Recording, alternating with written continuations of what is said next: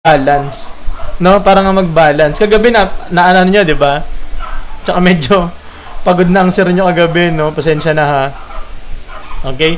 So, ang gagawin mo diyan, i-distribute mo na to ngayon, no? Magiging 30 minus 3x. Ito naman is 4x minus x. Ngayon, i-transpose natin to dito na lang yung 3x. So, minus x plus 3x equals 30. Itong 40 naman, ilipat mo doon, magiging negative 40. Ay?